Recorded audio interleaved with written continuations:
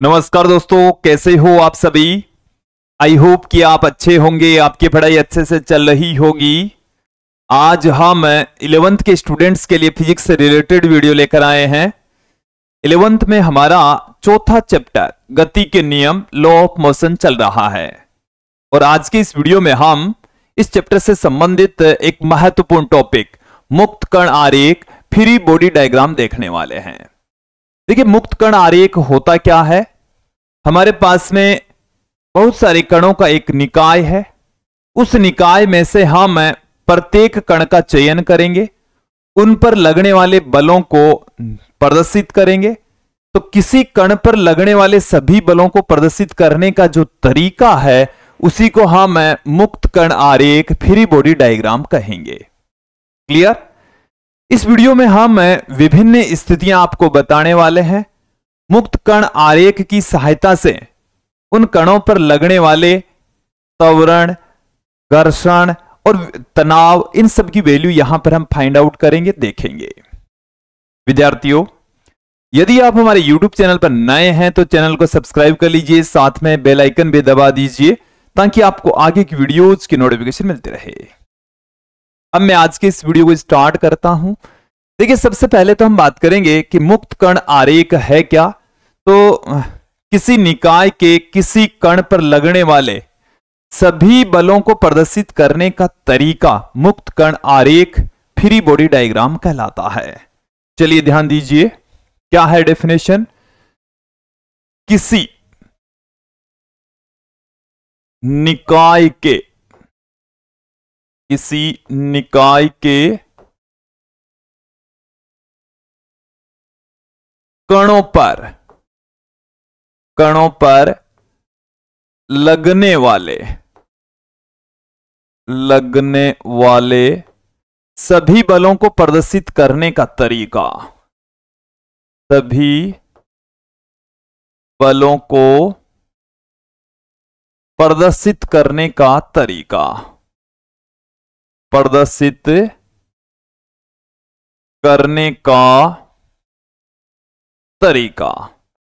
करने का जो तरीका है उसी को हम मुक्त कण आरेख, फ्री बॉडी डायग्राम कहते हैं। क्लियर। अब देखें, इसमें हम अलग अलग स्थितियां लेकर चलेंगे और उन स्थितियों के जरिए हम समझेंगे कि फ्री बॉडी डायग्राम में किसी पिंड पर लगने वाले बलों को हम कैसे रिप्रेजेंट करते हैं। ये हमारे पास में पहली सिचुएशन है, घर्षणहीन सतह पर पिंड की गति। यहां पर हम देख रहे हैं हमारे पास में ये एक सतह है, स्मूथ है, इस पर हमने एक स्मॉल एम द्रव्यमान का पिंड रखा, ये इसके ऊपर बाह्य बल लग रहा है। ये जो ऐप हमने दिखाया है ये क्या है, इस पर लगने वाला बाह्य बल। जब इसके ऊपर बाह्य बल हम लगा रहे हैं तो ये जो पिंड है इधर ए त्वरण से गति कर रहा है। कितने त्वरण से गति कर रहा है? ए त्वरण से। तो देखिए, इस पिंड पर लगने वाले बलों को हम कैसे कैसे दिखा सकते हैं। चलिए ध्यान दीजिए, एक बल तो इसके ऊपर लग रहा है ऊपर की ओर, एक बल लग रहा है इस पर नीचे की ओर। ऊपर की ओर लगने वाले बल को हम अभिलंब प्रतिक्रिया बल, नीचे की ओर इसका भार mg काम कर रहा है, इधर बल लग रहा है F। तो देखिए यहां पर आप ध्यान देंगे कि जो R है वो यहां पर mg के बराबर है। R तो किसके बराबर है? mg के बराबर।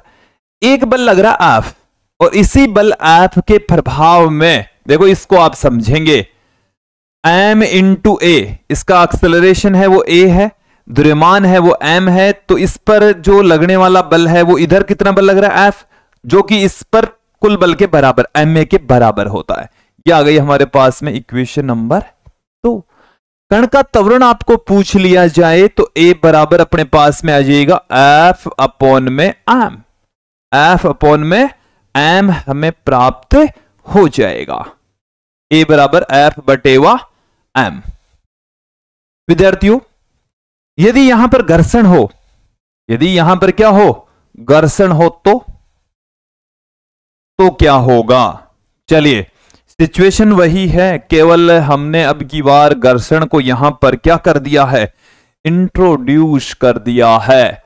तो यदि जब घर्षण भी काम करता है तो ये स्मॉल एम द्रव्यमान का पिंड है, इसके ऊपर नीचे की ओर तो लग रहा है एम जी, ऊपर की ओर काम कर रहा है कैपिटल आर। ये हमारे द्वारा बाह्य बल एफ, ये क्या है भाई, बाह्य बल। ओके, क्या लग रहा है, बाह्य बल। और घर्षण इधर काम कर रहा है एफ एस मैक्सिमम। ओके, तो देखिए ये फिर भी ये ए त्वरण से इधर गति कर रहा है, इसको आप समझ ले। अब यहां पर आप ध्यान देंगे, आर तो किससे बैलेंस हो रहा है, एम जी से बैलेंस हो रहा है, इक्वेशन नंबर 1 आ गई। अब ये जो पिंड है वो ए त्वरण से इधर गति कर रहा है, तो इस पर लगने वाला टोटल बल एम में। अब देखो, तो इसमें से एक तो एफ इधर लग रहा है और एफ एस मैक्सिमम उधर लग रहा है, तो इन दोनों में से बड़ा कौन सा होगा, एफ होगा, क्योंकि पिंड है फिर भी इधर ए त्वरण से आ रहा है। तो F minus f s maximum, F minus f s maximum बल काम करेगा। ओके, तो यहां से ए बराबर एक्सेलरेशन क्या आ जाएगा, F minus f s maximum. F s maximum को हम म्यू एस इंटू आर से हम पुट कर देंगे, तो निकाय का जो एक्सेलरेशन है ए बराबर f minus mu s, r की जगह हम क्या लिख सकते हैं, एम जी पुट कर सकते हैं। ये हमारे पास में निकाय का एक्सेलरेशन आ जाएगा, त्वरण आ जाएगा। ए बराबर f minus mu s m g upon small m. Clear, समझ आ जाना चाहिए, क्लियर हो जाना चाहिए। ओके, आगे बढ़ते हैं। अगली स्थिति, अगली सिचुएशन को हम यहां पर देखेंगे। अब की बार भी जो सतह है वो घर्षणहीन सतह है। अब भी हम यहां पर घर्षणहीन सतह है, ठीक है। घर्षणहीन सतह पर पिंड पर अब की बार थीटा कोण पर बल लग रहा है। कितने कोण पर बल लगा रहे हैं, थीटा कोण पर। यह है बाह्य बल, ये क्या है, बाह्य बल है। ओके, अब यहां पर आप ध्यान दें, कौन कौन से बल काम करेंगे। तो एक बल तो काम कर रहा है नीचे की ओर एम जी, नीचे की ओर तो काम कर रहा है एम जी, ऊपर की ओर काम कर रहा है कैपिटल आर। फिर भी ये जो निकाय है वो इधर इस डायरेक्शन में ए त्वरण से गति कर रहा है। तो हम यहां पर एफ जो बाह्य बल है उसको घटकों में वियोजित करेंगे। घटकों में वियोजित कर दीजिए, तो इसका इस डायरेक्शन में घटक, इस डायरेक्शन में घटक तो आ गया एफ कॉस थीटा, और इसका इस डायरेक्शन में घटक, इस डायरेक्शन में घटक आ गया F sine theta, F sine theta आ गया। ओके, अब देखें कुल बलों की बात करते हैं यहां पर। इस पर ऊपर की ओर तो लग रहे हैं r plus f sine theta बराबर नीचे की ओर काम कर रहा है एम जी। नीचे की ओर क्या काम कर रहा है, एम जी यहां पर काम कर रहा है। ओके, इधर कौन से बल काम कर रहे हैं, इधर देखिए अपने पास में वस्तु पर लगने वाला टोटल बल है एम ए, एम इसका द्रव्यमान, ए त्वरण से ये इधर गति कर रहा है, जो कि एफ कोस थीटा के बराबर होगा। किसके बराबर होगा, एफ कोस थीटा के बराबर होगा। तो निकाय का जो एक्सेलरेशन है F cos theta upon M के द्वारा दिया जाएगा। ए बराबर क्या आ जाएगा, F cos theta upon M. ए बराबर क्या आ गया, F cos theta upon M के बराबर आ जाएगा। क्लियर। अब यदि हम यहां पर घर्षण को इंट्रोड्यूस कर दें, घर्षणहीन सतह है, अब घर्षण वाली सतह हो ऐसी ही स्थिति के अंदर, तब क्या होगा, इधर एक और बल काम करेगा एफ एस मैक्सिमम, जिसमें ये वाली इक्वेशन चेंज होने वाली है। इसमें से एफ एस मैक्सिमम और घट जाएगा। विद्यार्थी यदि आपको समझ में आ गया तो मैं यहां से इस घर्षण को हटा देता हूं। अब क्या कर देंगे, घर्षण वाली सतह पर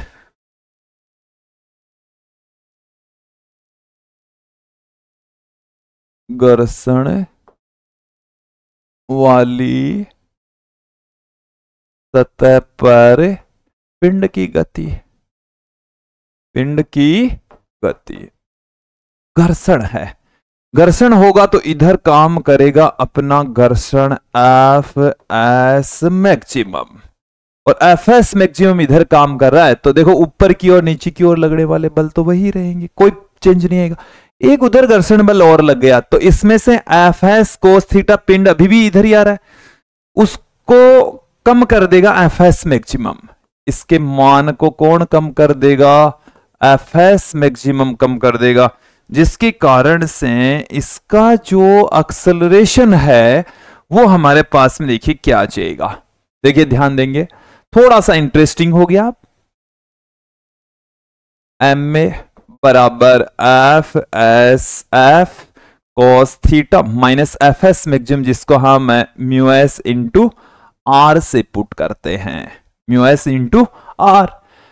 आर की वैल्यू यहां से आप पुट कर सकते हैं, तो एम ए बराबर f cos theta minus mu s into r की वैल्यू अपने पास में m g minus f sine theta, F sine theta. तो ए बराबर अपने पास में क्या आ गया है? F cos theta minus mu s m g plus mu s f sine theta upon small m हमें प्राप्त हो जाएगा, ये हमें प्राप्त हो जाएगा। क्लियर? ये आपको समझ आ जाना चाहिए, क्लियर हो जाना चाहिए। अगली स्थिति की ओर बढ़ते हैं, नत समतल पर पिंड की गति। अब की बार नत समतल है, उस पर कोई पिंड मौजूद है, नत समतल क्षितिज के साथ में थीटा कोण बनाए हुए हैं। तो इस स्थिति के अंदर इस पिंड पर लगने वाले बल कौन कौन से होंगे? एक तो एम जी बल काम करेगा नीचे की ओर, ये बल तो किधर काम कर रहा है? नीचे की ओर। एक प्रतिक्रिया बल काम करेगा इधर कैपिटल आर, ये दो बल काम कर रहे हैं, ठीक है। इसके अलावा हमें कोई बल नहीं दे रखा, और हम यहां पर मान लेते हैं कि ये ए त्वरण से इधर की ओर गति कर रहा है, इधर की ओर गति कर रहा है, तो इसको हम घटकों में तोड़ देंगे। इसको हम क्या कर देंगे? घटकों में वियोजित कर देंगे। देखो ये कोण थीटा है, तो ये इधर वाला ये जो एंगल है ये थीटा होगा, तो एम जी का इस डायरेक्शन में घटक क्या हो गया? एम जी कोस थीटा, और इधर वाला घटक हो गया एम जी साइन थीटा, ठीक है। ये अपने पास में आ गया। अब देखिए आमने सामने बलों को हम बैलेंस कर देंगे, तो उधर लग रहा है कैपिटल आर, और इसके अपोजिट डायरेक्शन में काम कर रहा है एम जी कॉस थीटा। यह आ गई इक्वेशन नंबर 1। इधर काम कर रहा है एम ए, टोटल कितना बल लग रहा है? एम ए, जो कि एम जी साइन थीटा के बराबर होगा। इसके बराबर होगा, एम जी साइन थीटा के इक्वल होगा। तो यहां से देख लीजिए, इसको आप समझ लीजिए, एम से एम कैंसिल हो गया, ए बराबर क्या आ गया? जी साइन थीटा। ओके, घर्षणहीन नत समतल पर पिंड की गति का जो एक्सेलरेशन है ए बराबर जी साइन थीटा के बराबर होगा। थीटा बढ़ेगा तो एक्सेलरेशन भी इंक्रीज होता चला जाएगा। विद्यार्थियों, हर एक सिचुएशन में कौन कौन से बल लग रहे हैं उनको आपको क्या करना है? पहले प्रदर्शित करना है, और एक्सेलरेशन या कोई तनाव आपको ज्ञात करना है तो उसके लिए उनका घटकों में थोड़ा सा वियोजन अवश्य करना पड़ेगा। ओके, यदि यहां पर घर्षण बल हो तो अपोजिट डायरेक्शन में इधर एफ एस मैक्सिमम दिखा देंगे। उस स्थिति के अंदर एम ए बराबर m g sine theta minus f s maximum और आ जाएगा। एफ एस की जगह हम mu s into r, r की जगह हमारे पास में एम जी कोस थीटा मौजूद है, m g cos theta. Okay, clear हो जाना चाहिए, समझ आ जाना चाहिए। समझ आ गया दोस्तों? अब हम आगे बढ़ते हैं, बात करते हैं यहां पर अगली सिचुएशन की। अगली सिचुएशन देखिए हमारे पास में क्या है, ये घर्षण बल काम कर रहा है। अब की बार क्या काम कर रहा है? घर्षण बल काम कर रहा है। देखिए इस पर लगने वाले सभी बलों को मैं प्रदर्शित कर देता हूं। ये इधर तो काम कर रहा है mg, ठीक है, और इधर इसके ऊपर काम कर रहा है प्रतिक्रिया बल कैपिटल R, और ये फिर भी इधर a त्वरण से गति कर रहा है। ओके, यही बल लग रहे हैं, घर्षण बल लग रहा है, प्रतिक्रिया बल लग रहा है और गुरुत्वाकर्षण बल लग रहा है। अब यहां पर इनको हम घटकों में वियोजित करेंगे। देखिए घटकों में वियोजन इनका एक बार देख लीजिए। इसका इस डायरेक्शन में वियोजन देखेंगे और इसका इस डायरेक्शन में भी वियोजन देखेंगे। यहां पर ये थीटा, अब इस डायरेक्शन में इसका घटक हो जाएगा mg cos theta, mg cos theta, और इस डायरेक्शन में घटक हो जाएगा mg sin theta, mg sin theta. बस इतने ही घटकों में वियोजन करने हैं। यहां तक आपको क्लियर हो जाना चाहिए, समझ आ जाना चाहिए। चलिए R किसके इक्वल आ जाएगा? mg cos थीटा के इक्वल आ जाएगा, और इस पर लगने वाला टोटल बल a त्वरण से यदि ये गति कर रहा है तो m में बराबर इधर वाला बल ज्यादा है तो mg sin थीटा में से हम क्या घटा देंगे? अपोजिट डायरेक्शन में लगने वाला बल घटा देंगे। क्या आ गया अपने पास में? m में बराबर mg sin theta minus fs maximum, जिसको हम μs इंटू r से पुट कर सकते हैं। m में बराबर mg sin theta minus μs into r। μs r की वैल्यू हमारे पास में है mg cos theta. Okay, m से m कैंसिल हो जाएगा, a बराबर कितना आ गया? g sin theta minus μs g cos theta. ये अपने पास में इस स्थिति के अंदर एक्सेलरेशन आ चुका है g into sine theta minus μs cos theta. Clear हो जाना चाहिए, समझ आ जाना चाहिए। ओके, अब देखें आप, ये हमारे पास में कुछ सिंपल सी स्टेप थी। अब थोड़ा सा इसको हम जटिल करते हैं। हम अब भी घर्षण नहीं ले रहे, लेकिन अब की बार हमारे पास में दो पिंड एक दूसरे के संपर्क में रखे हुए हैं। इसको आप समझें कि इसके ऊपर हम एफ बल लगा रहे हैं, ये है बाह्य बल। ये क्या है? बाह्य बल इधर लगा रहे हैं। पूरा का पूरा जो निकाय है वो ए त्वरण से इधर गति कर रहा है, ए त्वरण से इस डायरेक्शन में मूव कर रहा है। अब हम फ्री बॉडी डायग्राम देखेंगे। फ्री बॉडी डायग्राम देखने का मतलब है m1 पर लगने वाला बल, m1 पर लगने वाला बल, और एक हम लेकर चलेंगे यहां पर m2 पर लगने वाला बल। दोनों को थोड़ा सा अलग डिस्टेंस पर लेते हैं क्योंकि यहां पर और भी बलों को रिप्रेजेंट करना। देखो यहां पर आप ध्यान दें, गलत कर लिया हमने। अब देखें, ये m1 इसका द्रव्यमान है, इसके ऊपर इधर की ओर हम बल लगा रहे हैं F, नीचे की तरफ इसके ऊपर बल काम कर रहा है m1g, और इस स्थिति में जो प्रतिक्रिया बल लग रहा है वो है R। अब देखें, ये वाला पिंड इसके ऊपर बल लगा रहा है स्मॉल f, ये वाला वापस इसके ऊपर बल लगा रहा है स्मॉल f। यहां पर आप ध्यान देना, m1 के द्वारा m2 पर लग रहा है और m2 के द्वारा m1 पर लग रहा है। भाई ये m1 के ऊपर धक्का लग रहा है इधर से f, m1 इसके ऊपर लगाएगा स्मॉल f, इसी की वजह से ही तो m2 आगे गति करेगा। ओके, m2 पर तो हमको सीधा बल ही नहीं लगा रहे, m1 पर बल लगा रहे, m1 की वजह से m2 पर बल लग रहा है, जिसकी वजह से ये पिंड आगे की ओर गति करेगा। अब क्या है, m2 इसके ऊपर वापस बल लगाएगा, तो ये वापस बल लगा रहा है स्मॉल f, कुल मिलाकर इन बलों के प्रभाव में ये ए त्वरण से इधर गति कर रहा है। तो देखिए इसके लिए हमारे पास में एक सिंपल सी इक्वेशन आ जाएगी। यहां पर एक तो R1 बराबर आ जाएगा M1G, ठीक है, और इस पर लगने वाला टोटल बल हो गया M1A, जो कि क्या आएगा, इधर की ओर लगने वाला बल बड़ा है, इसका मतलब F बड़ा है माइनस स्मॉल f छोटा है। यह आ गई इक्वेशन नंबर 2, समीकरण 2।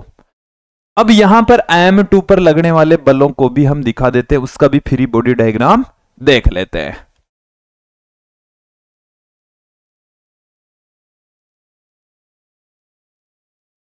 देखो नीचे की ओर काम करेगा M2G, ऊपर की ओर काम करेगा R2।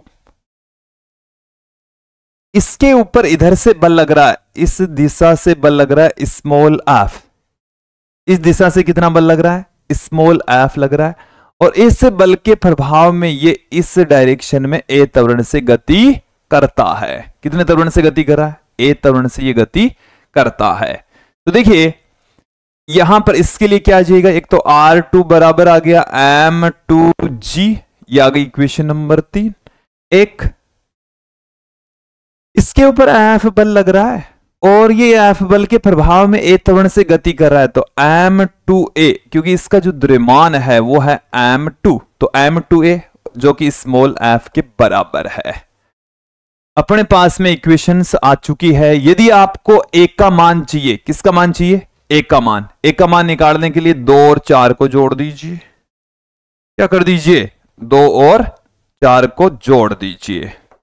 2 और 4 को जोड़ेंगे तो क्या आ जाएगा, M1A plus M2A, M1A plus M2A बराबर क्या आ जाएगा, capital F minus F sorry plus F add कर रहे हैं ना, तो ये अपने पास में A एक्सेलरेशन कॉमन आ जाएगा, M1 प्लस M2 बराबर आ गया कैपिटल F।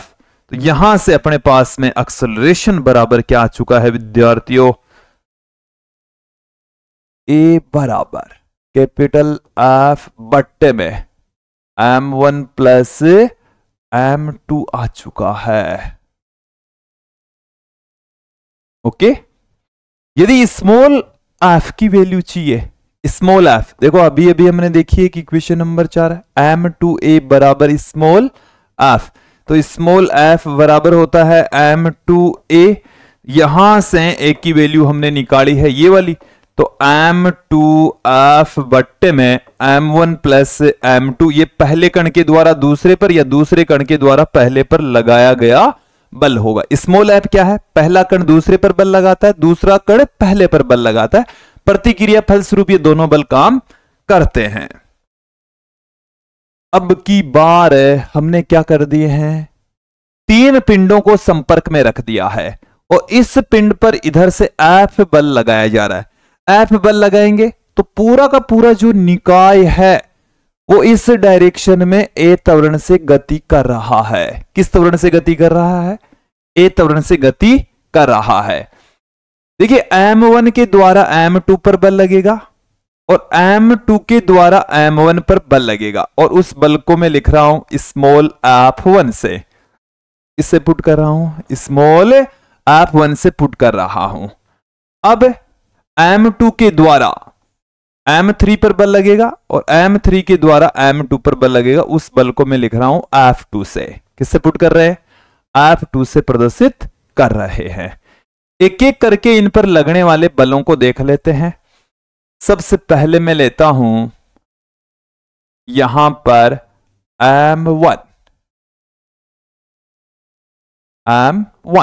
देखिए ऊपर नीचे वाले बल तो एक दूसरे को बैलेंस कर ही देंगे।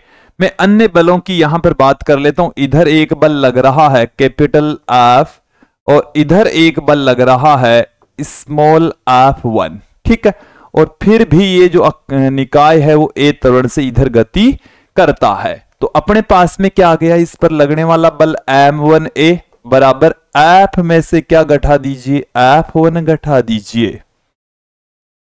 देखिए इस पिंड M1 पर लगने वाला जो बल है बाह्य बल, तो ये लग रहा है M2 के द्वारा M1 पर भी लग रहा है, तो वो कितना लग रहा है F1।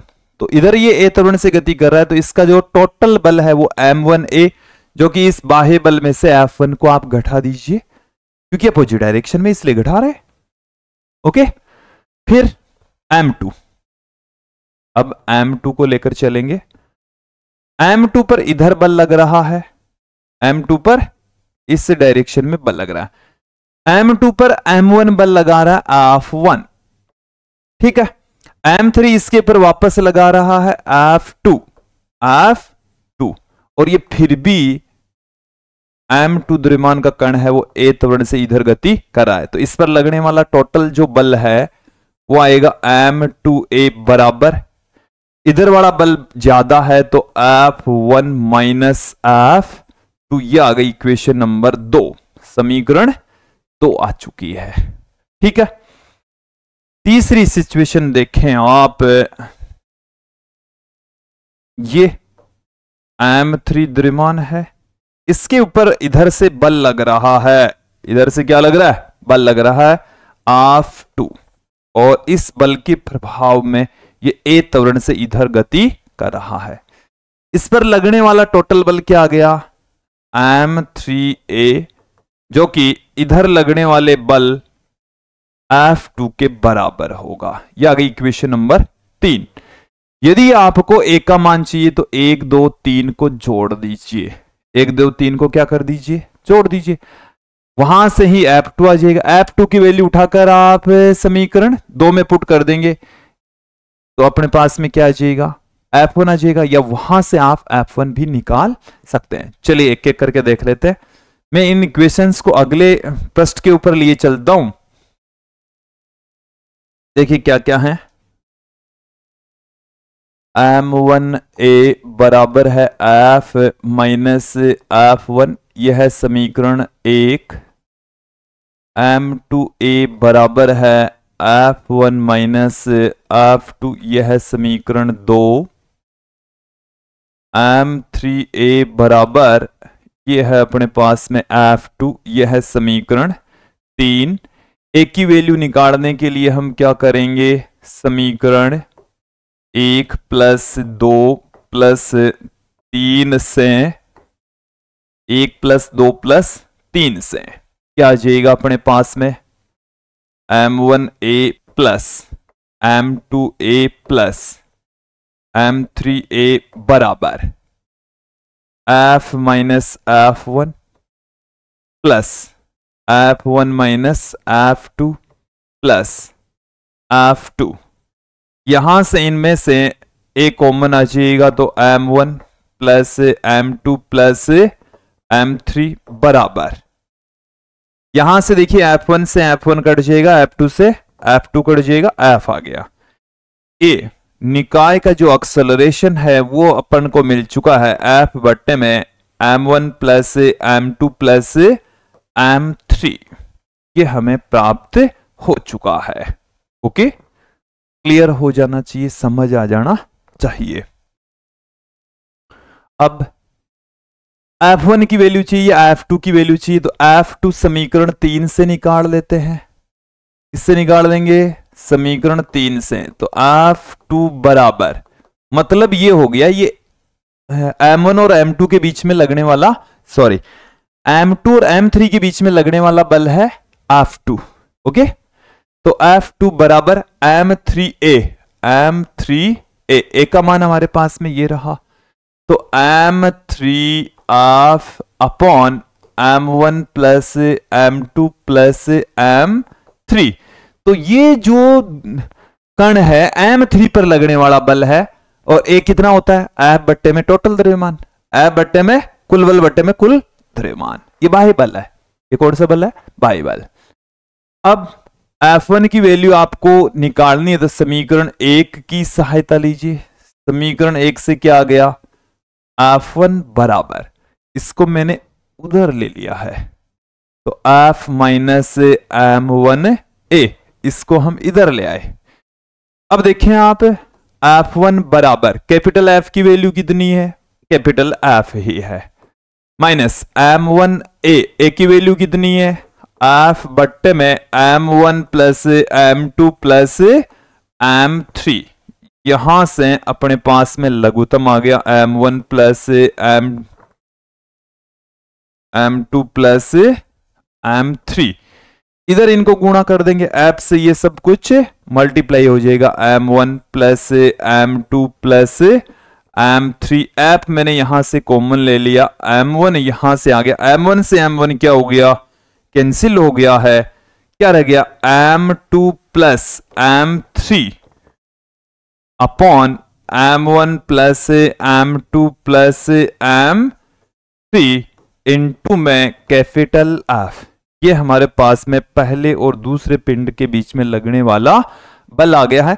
अलग अलग सिचुएशन में इनकी वैल्यू अलग अलग हो सकती है, इसलिए इनको रटने की आवश्यकता नहीं है, इनको समझने की जरूरत है। और यदि कोई टॉपिक, कोई सिचुएशन आपको नहीं समझ में आई है तो आप कमेंट करके जरूर बताइए, हम आगे की जो वीडियोज है उसमें इनका सॉल्यूशन आपको जरूर बताएंगे। आज की इस वीडियो में इतना ही, नेक्स्ट वीडियो में फिर मिलते हैं जिसमें हम दो पिंडों की डोरी से जुड़े होने वाली सिचुएशन को लेकर आएंगे। दो पिंडों की गति देखेंगे जो कि एक दूसरे से किसी द्रव्यमानहीन डोरी से जुड़े हो। आज के लिए इतना ही, धन्यवाद दोस्तों।